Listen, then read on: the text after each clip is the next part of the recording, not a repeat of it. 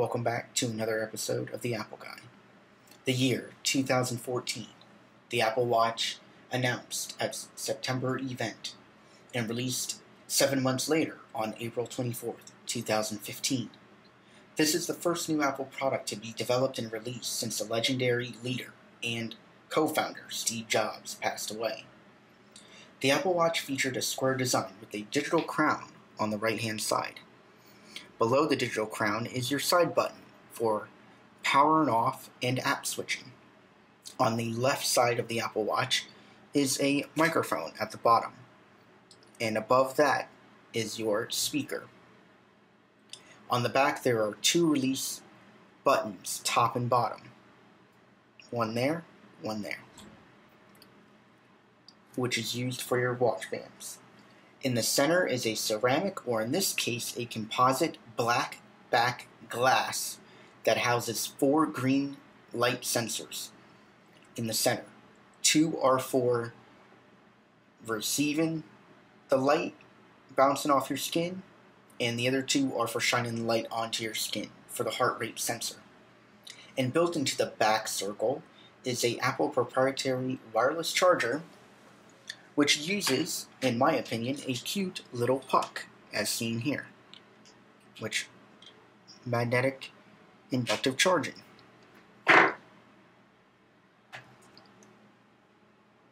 So here are the state-of-the-art specs for this original Apple Watch.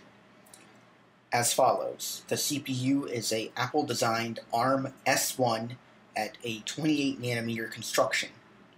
Single core at 520 megahertz. It has 512 megabytes of DDR RAM, has 8 gigabytes of storage, 2 gigabytes can be used for music, and the rest can be used for photos, up to 1,000 pictures. As far as a display, this was the first Apple product of its time to come with a OLED display with a built-in Force Touch sensor, or as it would be later called in the iPhone 6s, 3D Touch. The screen size is as follows. For the 42mm, as seen below, is 1.65 inches. For the 38mm, comes in at 1.5 inches. The resolutions for both sizes as follows: 390 by 312 pixels with a density of 302 ppi for the 42mm, and 640 by 272 with 290 ppi density for the 38mm. As far as styles of glass for your Apple Watch, it came in the Ionic X glass, which this model has because it's sport model only, and then sapphire crystal glass, which was the first ever to be used on an Apple product display, came only on the watch and edition models only. As far as getting this thing connected, it has your standard 802.11a, B, G, and N Wi-Fi with Bluetooth 4.0 low energy. It also has NFC for Apple Pay. And as far as sensors go, it has your accelerometer, your gyro, your heart rate. The battery, while not as a traditional watch that can last weeks to months on end on a single coin cell battery, this featured a lithium-ion battery with a milliamp hour rating of 205 or 0.78 watt hours. It was also pitched as 18-hour mixed usage with this watch for your applications, your workout with activity, your heart rate, continuous heart rate monitor, and much more.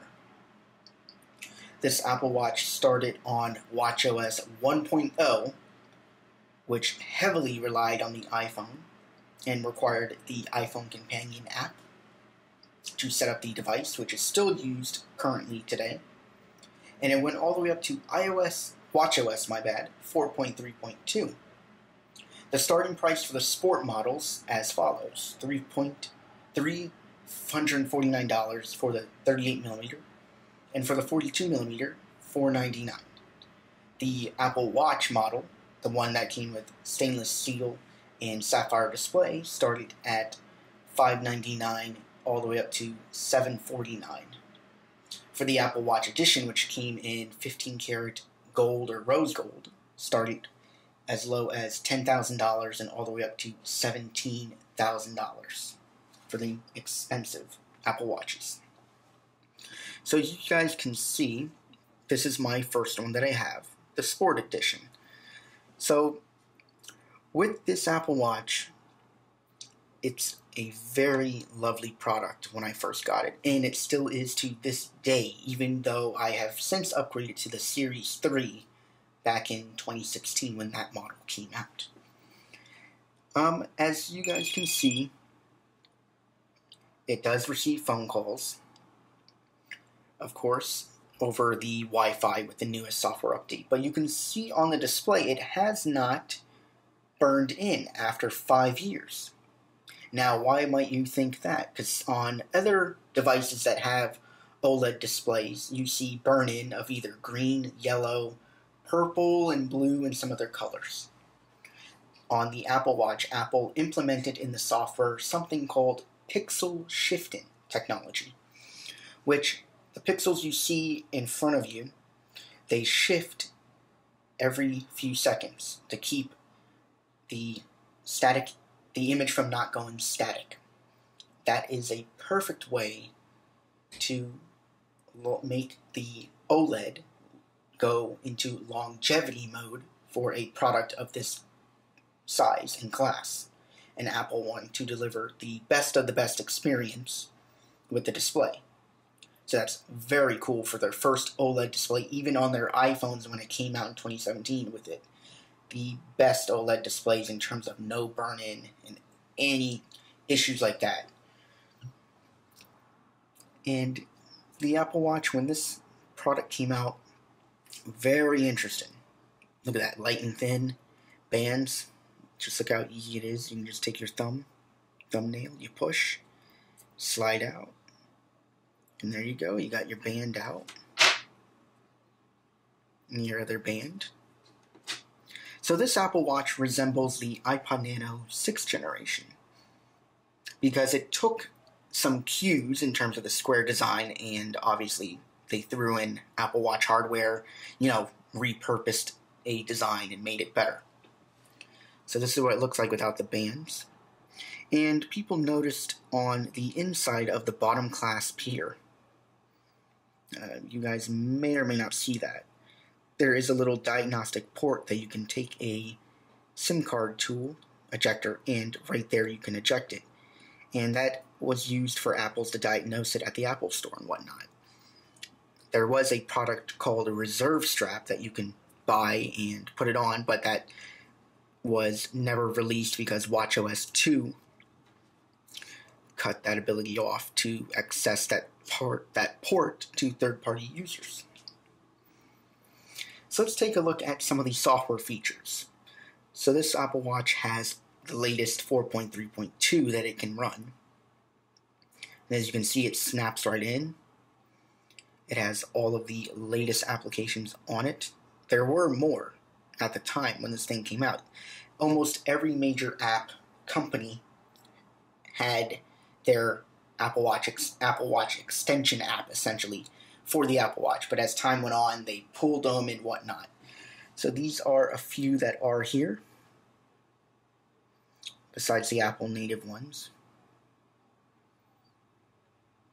And it's in a nice circular format, which I think was a beautiful design, which I kind of wish Apple would have took this design and brought it over to the iPhone, in my opinion, because it's just a nice, fluid, beautiful interaction with the circular interface, in my opinion.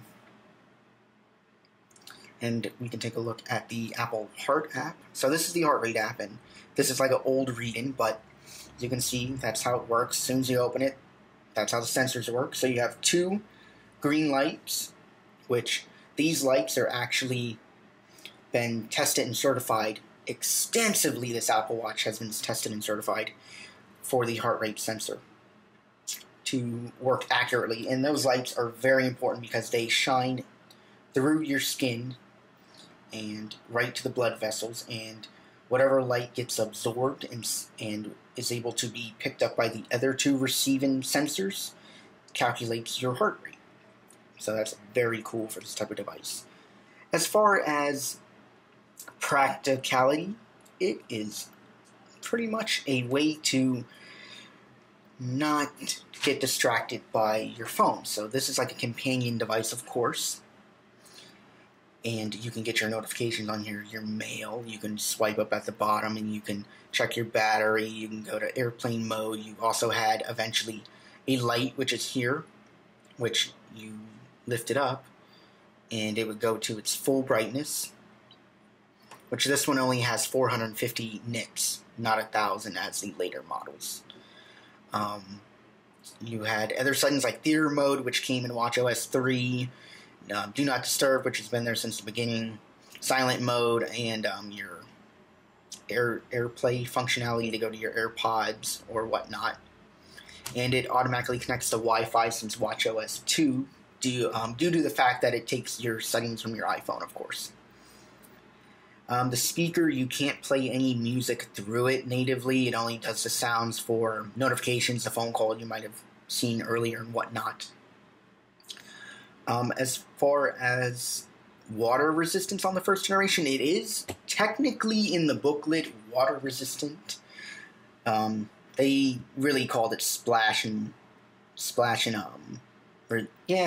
resistant.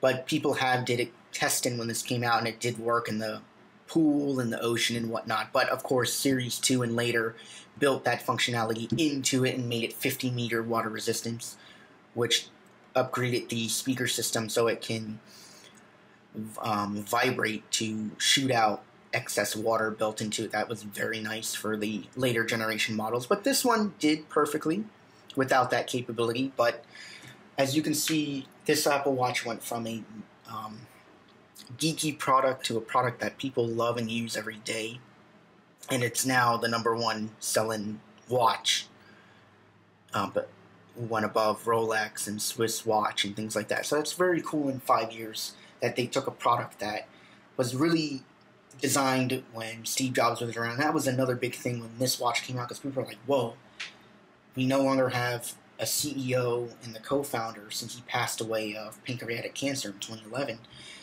How is this product going to do without that type of ingenuity, the invigorating fire in his spirit, and all these positive things that he did to get products going, even some things that weren't positive but still worked together to get every other Apple product he released with his team and whatnot, and made it a very successful product. But Tim Cook and company pulled it off after that, after he passed away, and they really did an awesome job at improving it over the years since the first generation. Added some new watch faces, which you can see here. We'll take a look at that. So here are some of the watch faces. So they really did a lot of improvements. Now, of course, there's obviously more room to improve, like a third-party watch face store and making your own watch faces and whatnot. But as far as the first generation Apple Watch, you really had a nice set of watch faces. Then later on, you had like Toy Story, as you can see here and whatnot. And you have your astronomy watch face. So that's that watch face. And you have your Mickey Mouse watch face, which you can tap Mickey. It's 8:42. And he would tell you the time. See? That's pretty cool. It's 8:42. So they built that into the watchOS. You have your Solar, which came out with the first version of the operating system. And a lot of these have stayed on the Apple Watch. They obviously changed. Like this Nike one came out with the Nike Series 2 model and whatnot. Jellyfish has been there. Like the Motion ones have been there since the beginning.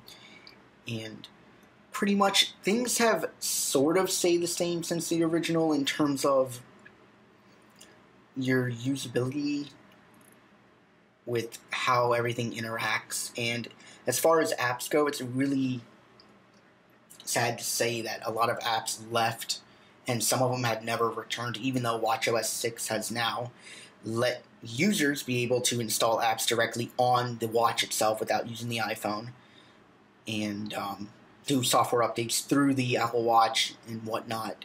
But as far as future improvements, they could change up the design, maybe a round design, because if you can see on the back here, it's a beautiful circle enclosed in a square. And if we zoom in, I'll show you the little puck. So the puck is very cool. It's proprietary Apple puck, and this is actually ones that come on the cheaper end Apple Watches today. This polycarbonate plastic, but this came with the sport model. But as you can see, it's concaved in the middle here, and the magnet would just connect, and that's it. Look at that, strong enough you can hold the watch basically off the charger, and that's how the inductive charging will work.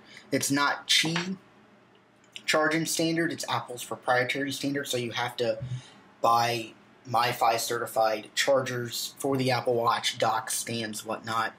In the future, they will release AirPower, but for something like this, this is a very nice charger. I wouldn't mind Apple bringing this to other products. This was a favorite for a lot of users, including myself, back in 2015 when this thing came out. And over the years, this thing held up very well. And that's all on the original Apple Watch today. If you guys liked this video, give it a thumbs up. If you didn't, give it a thumbs down. Leave a comment down below if you have any questions on the original Apple Watch or any other models, as I do have the Series 2 and 3. And give your impressions on your first time. If you bought this back in 2015, what was your impressions on it? Did you like it? Did you ever keep it? Did you ever upgrade from the original to another model? Or did you stay with the original, or you just returned it, whatnot? So you can leave your story down below on the original Apple Watch. But as far as 5 years later, guys, still kicking butt, doing awesome. And that's all, guys. I'll see you guys in the next one.